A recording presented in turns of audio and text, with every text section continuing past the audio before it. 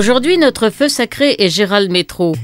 L'accident qui lui a coûté ses jambes a peut-être été sa chance. Le sport, le journalisme, l'amitié, la rage de vivre l'ont construit. Aujourd'hui, il dit « Ma vie est belle et je voudrais qu'elle dure ». Bonjour Gérald. Bonjour. Vous êtes l'homme aux multiples vies. Vous avez été sportif de haut niveau. Vous avez été journaliste sportif. Et puis vous êtes aujourd'hui agent de joueur de hockey sur glace. C'est beaucoup de casquettes pour un seul homme. Comment est-ce que vous trouvez toute cette énergie?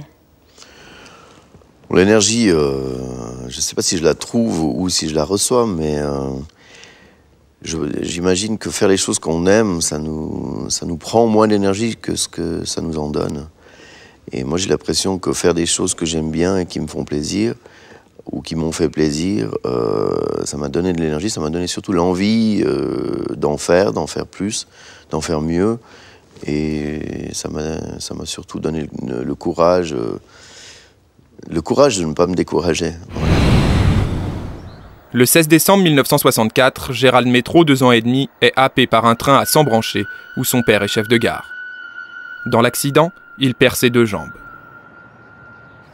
42 ans plus tard, Gérald Métro est un agent de joueur de hockey reconnu, un ancien sportif de haut niveau, un homme accompli, hors de l'ordinaire. C'est quelqu'un qui pourrait se plaindre, mais c'est quelqu'un de très positif et qui croque dans la vie à pleines dents, quoi.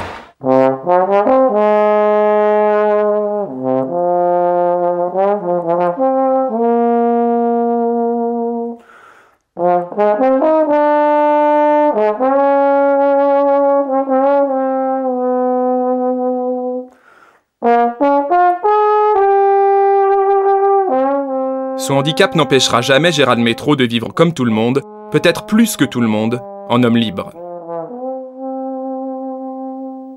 Il revendique complètement la liberté à travers la musique, le sport, ses habits, les voyages, sa façon de vivre.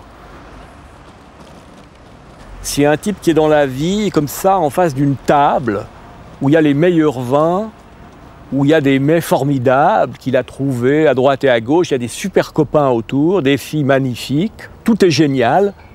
Peut-être que le défaut de Gérald, c'est qu'il voudrait tout bouffer, parce qu'il a un appétit énorme, un désir de vivre qui est extraordinaire et de partager avec les autres.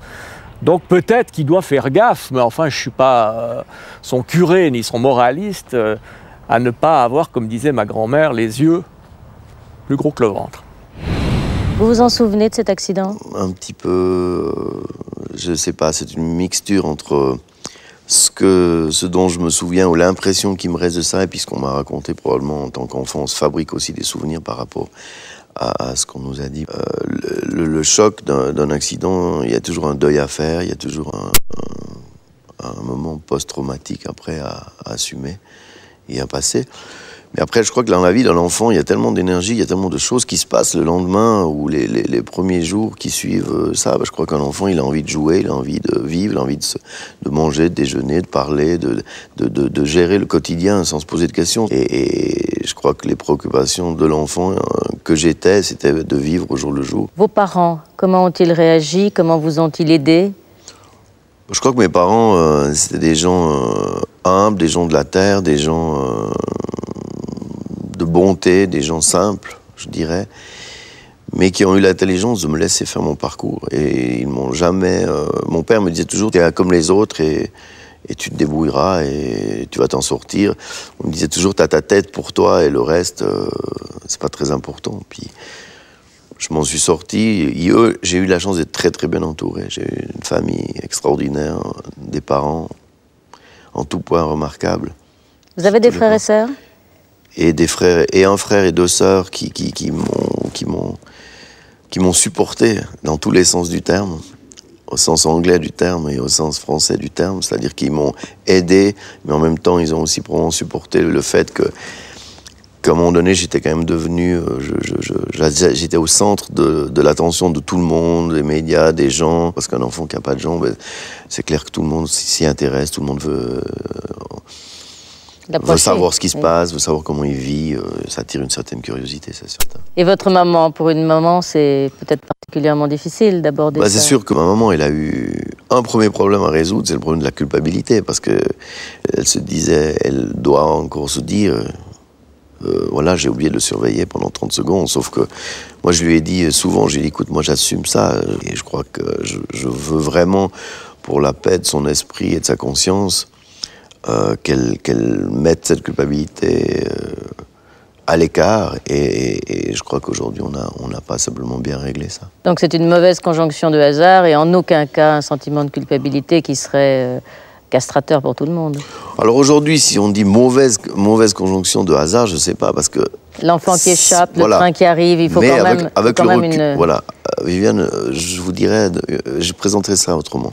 Je dirais dans l'idée qu'une gifle vous fait mal quand vous la recevez. 10 ans après, vous dites, ah, si mon père m'avait pas mis cette gifle, ou si là, j'aurais peut-être pas compris beaucoup de choses que j'ai aujourd'hui compris, et moi je prends cet accident un peu comme ça. C'est-à-dire, je dis, voilà, j'ai perdu 2 jambes, j'ai un traumatisme, j'ai eu beaucoup de chance, je m'en suis sorti. Et à travers ça, aujourd'hui, cet accident m'a permis probablement, m'a ouvert certaines portes, ou c'est pas grâce à cet accident, mais à travers cet accident, et malgré cet accident, ou alors cet accident m'a fait prendre des routes et des chemins, et connaître des gens que je n'aurais sans doute pas connus. Et je crois que le monde des amis a beaucoup compté pour vous aussi. Je dois dire que j'ai été bien entouré, j'ai eu beaucoup de chance. Je ne sais pas si c'est moi qui ai induit ça, ou... je crois que l'amitié, les énergies d'amitié, les énergies de contact, de relation entre les gens, elles sont induites par tout le monde. C'est un grand flot, une grande masse d'énergie tournoyante, tourbillonnante. Et on essaie de s'arranger au milieu de tout ça. Et moi, j'ai la chance, j'ai eu des très très bons amis.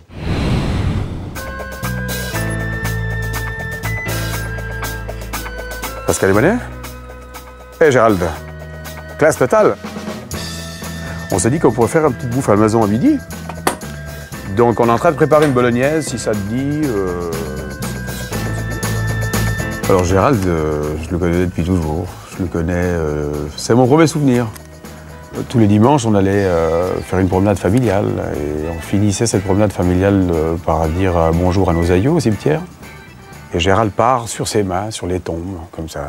C'est vraiment un choc, mais qui n'en est pas un, parce qu'aujourd'hui, cette image m'accompagne naturellement. Une photo incroyable, puisque sa passion est le hockey sur glace. Et Gérald est caché ici, alors que je suis caché là. C'est aussi des grands moments de début de notre amitié. Gérald était quelque chose que nous voulions tous être, puisqu'il était différent. Et il avait par exemple un cyclo pour se véhiculer tout seul, depuis la gare jusqu'à l'école. On avait tous envie d'aller sur son cyclo, on avait tous envie plutôt de faire comme lui. Et on était plutôt fortement impressionnés par sa personne que les moqueries.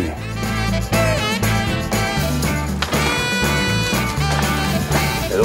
Salut mon grand. Salut. Ça roule et toi? C'est là que tu sois là. On a habité ensemble à Genève quand tu étais à l'université. Et pour lui, c'était vraiment là, il est tombé à ce moment-là sous le regard des gens. Et ça a été une étape assez difficile pour lui, notamment avec les filles aussi. Il y a eu un moment douloureux où il a dû faire son chemin. Et c'est en se rendant aux États-Unis par ses propres moyens la première fois qu'il s'est rendu compte qu'il fallait qu'il abandonne ses prothèses, qu'il le handicapait en fait beaucoup plus que son handicap.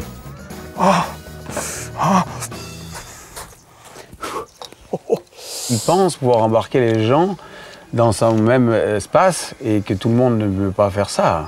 Alors, ne peut pas. Des fois, il exagère un petit peu dans ce sens-là. Mais donc, tout d'un coup, il disparaît. C'est la même chose avec les femmes, d'ailleurs. C'est assez impressionnant. Dès qu'il est vraiment accro avec une femme, il disparaît. On le voit beaucoup moins parce qu'il se donne à fond les moyens d'aller jusqu'au bout de cette histoire. Ouais, il est inclassable. C'est pas aussi marqué sur une période donnée. Lui, il dit que je suis un théoricien. En fait, son sport à lui, c'est de me contrarier.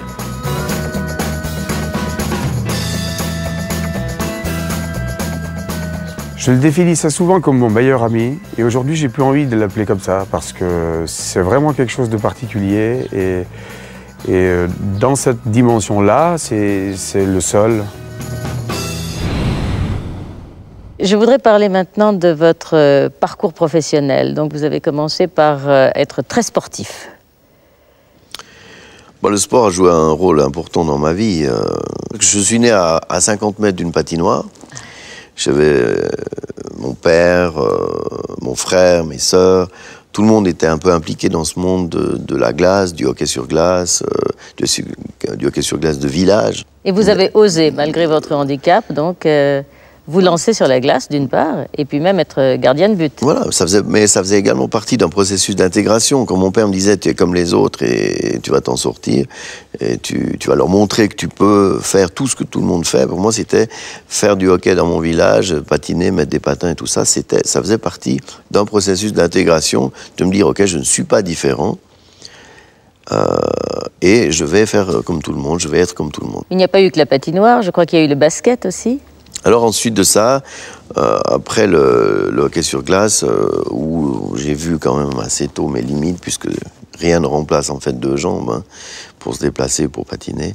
Et donc j'ai commencé le sport pour personnes handicapées, le sport en fauteuil roulant.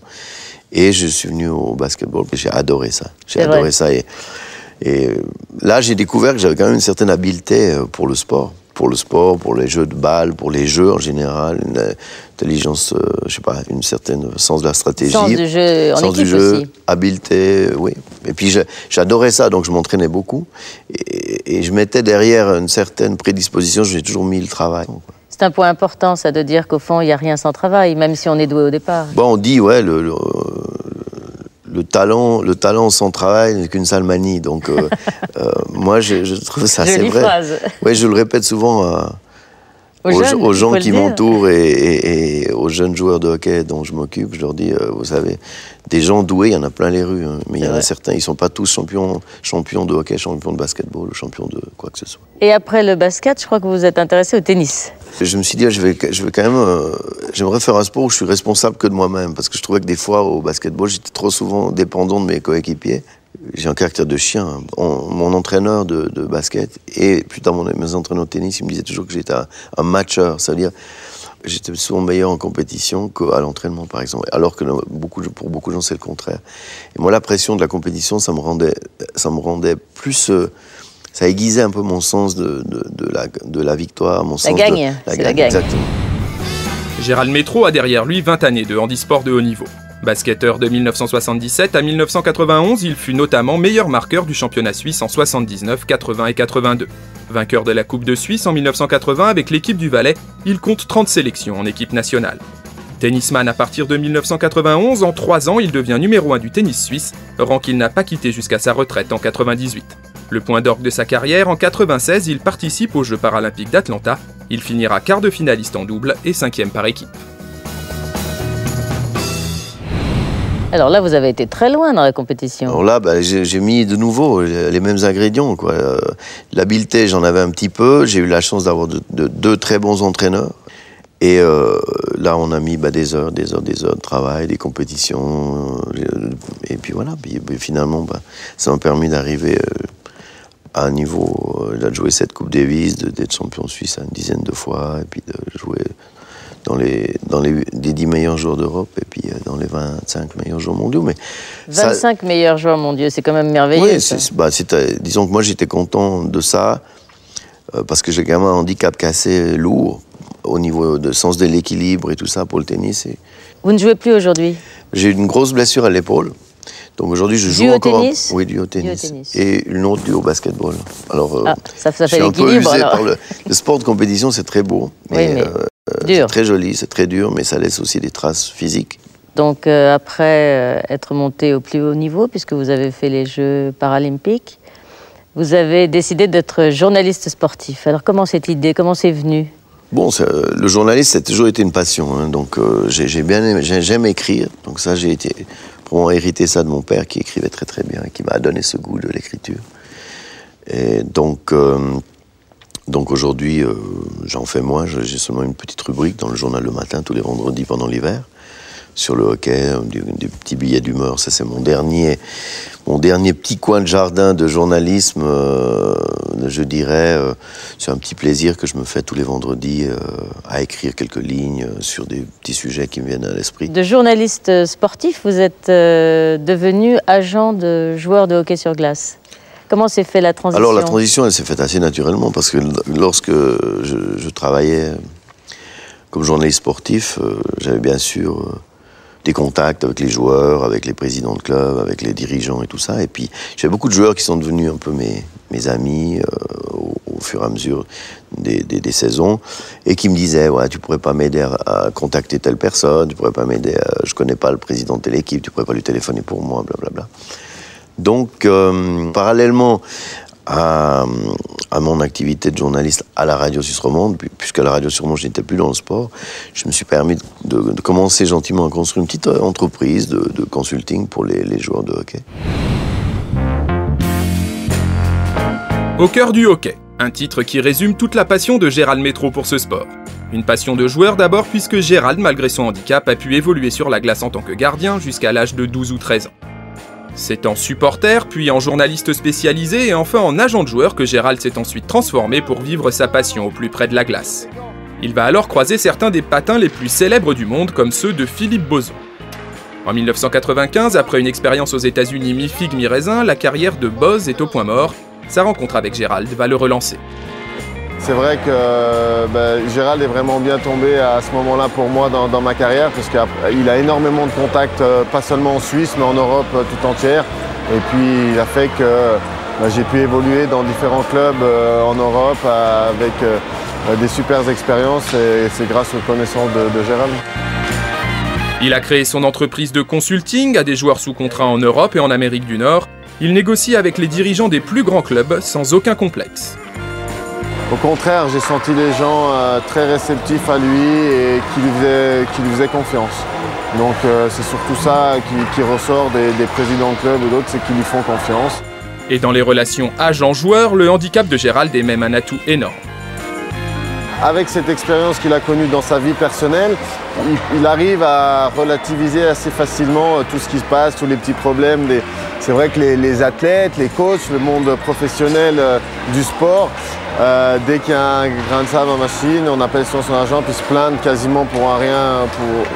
Donc lui, il arrive justement à faire relativiser les gens puis à toujours trouver les bons compromis. Gérald Métro n'a certes pas réussi à devenir un grand joueur de hockey comme il le rêvait, mais aujourd'hui il aide à réaliser le rêve des autres et dans ce domaine, ceux qui l'ont côtoyé l'assurent, il n'est pas loin d'être le meilleur. Donc quelque part, c'est un métier que vous vous êtes créé de toutes pièces, à la base de vos amitiés, de votre bon relationnel. Voilà, c'est un métier qui existait en Amérique du Nord. Lors de mon passage de 2 ans au Canada, j'ai vu un petit peu ce système-là. Je me suis dit, tiens, pourquoi j'appliquerais pas ça en Suisse, où c'était un métier qui n'existait pas, en Europe quasiment pas non plus. Et voilà, c'est un peu comme ça que j'ai commencé. Ça se passe comment dans la pratique ? Dans la pratique, c'est des joueurs qui me font confiance pour gérer leurs intérêts, c'est-à-dire négocier leurs contrats, s'occuper de leurs affaires, de tout ce qui ne concerne pas jouer et s'entraîner, proprement parler. Vous les coachez ? Est-ce que c'est une... Je les coach, à un moment donné, je fais le psychologue, l'avocat, l'agent d'assurance, le banquier, je porte plein de casquettes vis-à-vis d'eux. Je crois qu'il faut surtout les écouter, puis leur parler, puis essayer de les orienter, les encourager, de leur remonter la pendule quand c'est le temps, et puis des fois aussi de les remettre sur terre, de leur faire prendre conscience qu'il y a aussi des gens qui souffrent plus qu'eux, qui ont des situations moins agréables qu'eux, et de leur faire prendre conscience qu'ils ont beaucoup de chance de faire du sport, de leur passion, leur métier. Est-ce que vous avez le sentiment de mener plusieurs vies, ou d'avoir mené plusieurs vies ? Oui, pas mal. Oui, j'ai assez ce sentiment-là. Mais en même temps, dans cette vie, j'ai assez l'envie de voir tout et de ressentir toute la palette des sentiments et des émotions que notre humanité nous donne. Donc, il n'y a pas grand-chose qui me fait peur. C'est magnifique ce que vous dites là. Vous savez que ça vous allez donner courage à des milliers de gens qui vous regardent et qui pensent peut-être qu'un handicap qui quelquefois est moindre que le vôtre est dériant, alors qu'au contraire, vous leur donnez courage. Vous avez ce sentiment d'être un peu un leader Moi non, pas tellement. Pas tellement. Moi, je suis pas un exemple. Je suis un exemple pour moi-même. C'est-à-dire que je vis avec moi-même. Maintenant, ce que les gens prennent de ma vie ou ce que ça leur inspire, moi, j'ai de la peine à m'en sentir responsable. Parce que je peux pas juger de ce que les gens vont aimer ou le détester de ce que je vis ou de ce que je suis. J'en suis pas le juge, et je ne revendique pas du tout l'idée d'être un exemple ou d'être l'exemple de quelqu'un. Vous avez quand même participé à une campagne qui s'appelle Pro Infirmis et qui, je crois, a été très, très forte. Les gens qui avaient initié cette campagne voulaient faire une campagne un petit peu, qui sortait un peu d'ordinaire, c'est-à-dire de casser un peu l'image du pauvre petit handicapé qui crapaille dans son fauteuil, qui est poussé par une infirmière à travers les rues de Lausanne. Et on m'avait posé la question de savoir si je voulais prêter ma tronche et mon corps pour faire cette campagne. Puis j'avais dit oui, et on avait fait cette campagne qui a été c'était un sacré coup de fusil quand même. Alors racontez-nous ça. Parce que les images étaient très fortes, et il y a eu beaucoup de... Ça a provoqué, suscité pas mal de réactions. Il y a eu même des débats sur la télévision sur Salémanique là-dessus, en disant que c'était inadmissible qu'on inflige aux gens la vision de gens amputés ou handicapés mentaux. Moi, j'ai eu des gens qui me disent on a peur de vous parce que, en fait, on a peur de mon image et on a peur souvent inconsciemment, c'est la peur de comment nous on se sentirait si on était comme ça. Un livre, un documentaire, des campagnes publicitaires, la vie de Gérald Métro ne pouvait pas échapper à la médiatisation. Une médiatisation que Gérald a à la fois subie et recherchée.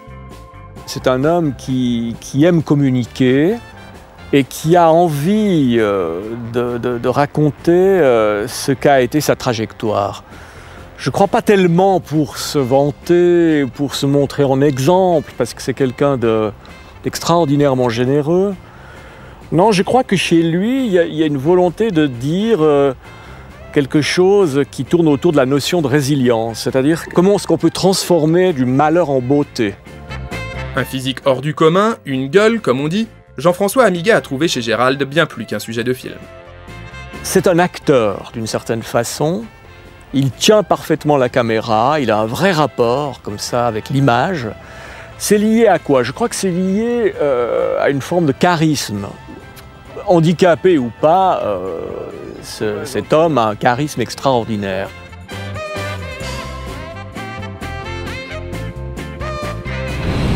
Gérald, si les images ont été si fortes, c'est qu'à un moment, vous avez décidé d'être plus vrai et de quitter vos prothèses.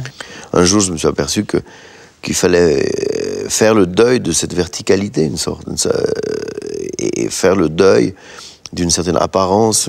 Moi, je pense qu'aujourd'hui, à réflexion faite et avec le recul, je crois que c'était une tricherie. C'est comme porter un masque tous les jours.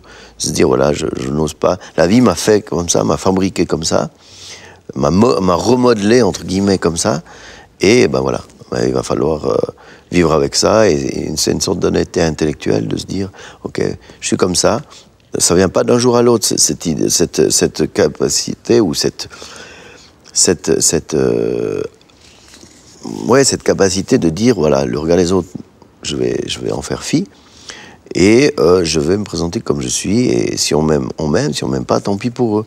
Et ça a pris un certain moment, et c'était pas tous les jours facile. Et maintenant, ce qui est assez paradoxal, c'est que beaucoup de gens ne savent plus, ne se rappellent plus, et les nouvelles générations ne savent même plus que je marchais avec des prothèses. Et lorsqu'ils savent, voient des photos ou des images filmées, télévisées, de moi, de ma personne en train de marcher avec deux prothèses, ces images totalement hallucinantes d'un autre monde pour eux. Et même pour moi, j'ai l'impression que c'est une autre vie. Et est-ce que vous diriez que vous êtes gourmand de la vie au point d'avoir encore d'autres vies? Est-ce que non, c'est sûr qu'il y a encore... Derrière Qu'est-ce que vous avez derrière?